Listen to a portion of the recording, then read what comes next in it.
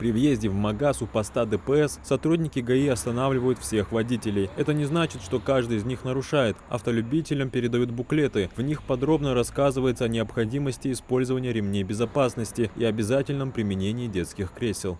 Акции проходить ремень пристегивать и детское удерживающее кресло делать безбережно. Водители поддерживают такие акции, а некоторые автомобилисты признаются, что нередко забывают пристегиваться или проверять крепление детских кресел. И подобные напоминания никогда не бывают лишними.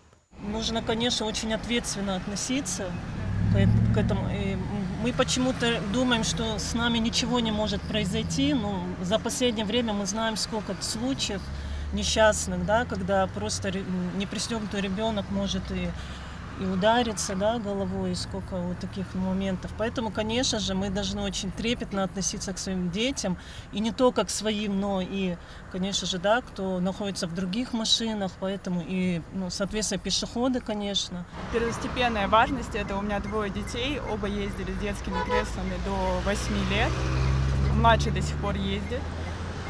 Я считаю, что это должна быть важность на уровне государства. С начала года в республике произошло 22 дорожно-транспортных происшествия с участием детей, в результате которых 1 ребенок погиб и 27 получили травмы. Большинство происшествий связаны с нарушением правил перевозки детей.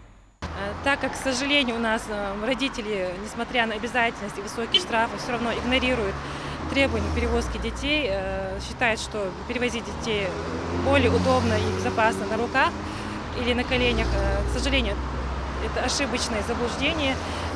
В связи с этим у нас очень высокий риск травмированных детей. Акция проводится на постоянной основе и охватывает все районы республики, особенно оживленные участки. Профмероприятие – часть масштабной работы по профилактике ДТП.